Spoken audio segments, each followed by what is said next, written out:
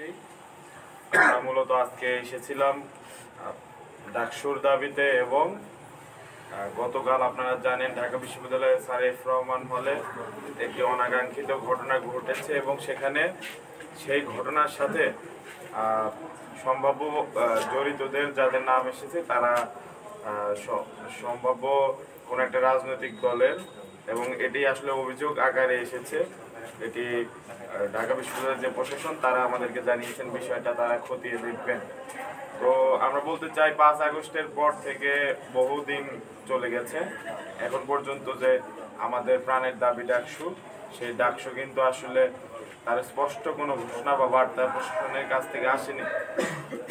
ঢাকা বিশ্ববিদ্যালয়ের শিক্ষার্থীরা তাদের যে শৃঙ্খলা সেটি রক্ষার জন্য প্রত্যেকটি হলে নিজেরাই প্রতিনিধি নির্বাচন করেছিল, কিন্তু দেখা যাচ্ছে অফিসিয়াল কোনো স্বীকৃতি না থাকার কারণে আসলে এই যে প্রতিনিধি এটি সার্বজনীন হচ্ছে না।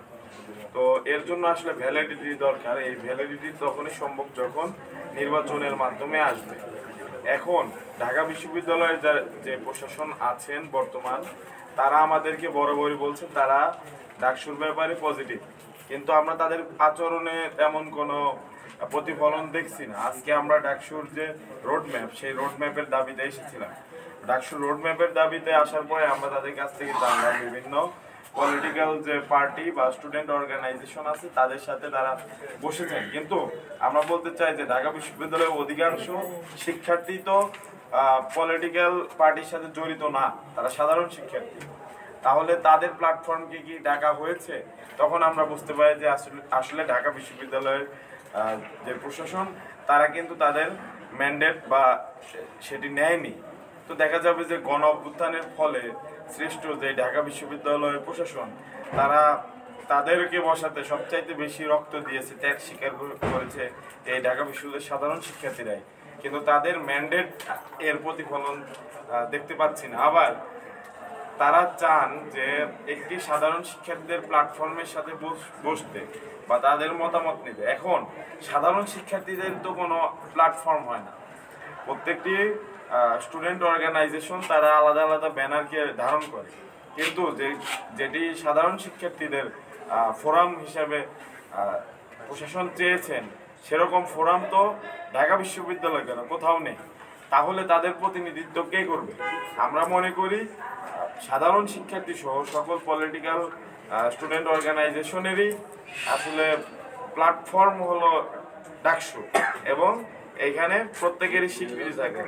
আমরা মোদ্দা কথা বলতে চাই, অতি দ্রুত সময়ের মধ্যে ডাকসু দিতে হবে, তা না হলে গতকাল যে অনাকাঙ্ক্ষিত ঘটনার অভিযোগ এসেছে এবং তারও আগে দু একটি অভিযোগ ঢাকা বিশ্ববিদ্যালয় সহ আরও দু একটি প্রতিষ্ঠানে আমরা পেয়েছি বা মিডিয়ায় দেখতে পেয়েছি, এই ধরনের ঘটনা কিন্তু আসলে ঘটতে থাকবে। এবং যদি কোনো সংঘর্ষ বা অপ্রীতিকর ঘটনা ক্যাম্পাসে ঘটে তখন এটার দায় আসলে কে নেবে? আমরা এই প্রশ্নটিও ঢাকা বিশ্ববিদ্যালয়ের যে প্রশাসন তাদের কাছে রেখেছি।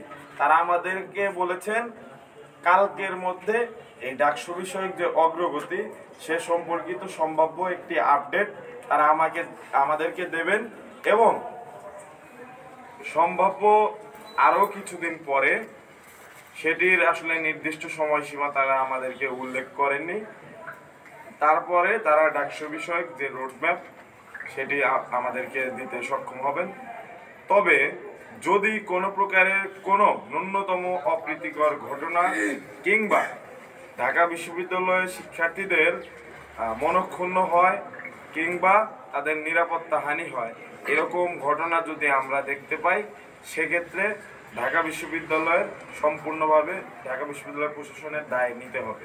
ঠিক, এবং এর সমাধান যে একমাত্র ডাকসুতেই সম্ভব আমরা তাদেরকে বুঝিয়েছি।